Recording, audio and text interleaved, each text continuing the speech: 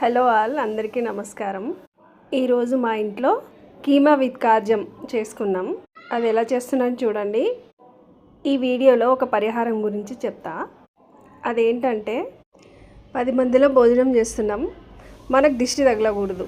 అలాంటప్పుడు ఏం చేయాలి అనుకున్నప్పుడు ఇలాంటి పరిహారం చేసుకోవచ్చు.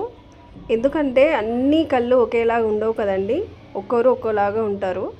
మనం ఆ రోజే ఎక్కువ ఆకలేసి ఒక ముద్ద ఎక్కువ వేసుకున్నాం అనుకోండి, అమ్మో ఇంత తింటున్నారే అని అనుకుంటారు కదా. ఇలా మాట్లాడేటటువంటి వాళ్ళు, మనసులో అనుకునే వాళ్ళు చాలామంది ఉంటారు కదండి. దానివల్ల మనకు దిష్టి తగిలితే, తిన్నదరక్కపోతే ప్రమాదమే కదా మనకు. అందుకని ఎటువంటి దిష్టి దోషం తగలకుండా ఎవరికి వాళ్ళే చేసుకునేటట్టు ఒక పరిహారం చెప్తాను, వినండి. 10 మందిలో మీరు ఎప్పుడు భోజనం చేసినా దిష్టి తగలదన్నట్టు.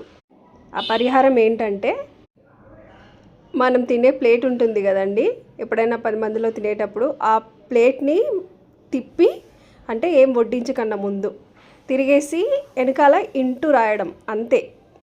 నీళ్ళతోటి ఇంటూ రాయడం అంతే. తర్వాత ప్లేట్ తిప్పేసి హాయిగా మనకు కావాల్సినవన్నీ వడ్డించుకొని హ్యాపీగా భోజనం చేసుకొని రావచ్చు ఇంటికి. అప్పుడు మనకు ఎలాంటి దిష్టి తగలదు, తిన్నది హాయిగా అరుగుతుందన్నమాట. బాగుంది కదా పరిహారం, చాలా ఈజీగా ఉంది. నచ్చితే ట్రై చేయండి. ఓకేనా, బాయ్ బాయ్.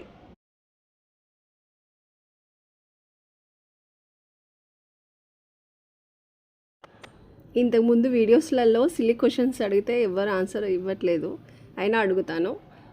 అదేంటంటే, ఫస్ట్ వన్, కొట్టకుండా తగిలే దెబ్బ ఏమిటి? ఇంకొక క్వశ్చన్, సిల్లీ క్వశ్చన్స్ అన్నమాట. నీళ్ళలో పుడుతుంది, నీటిలో పడే చస్తుంది, ఏంటది?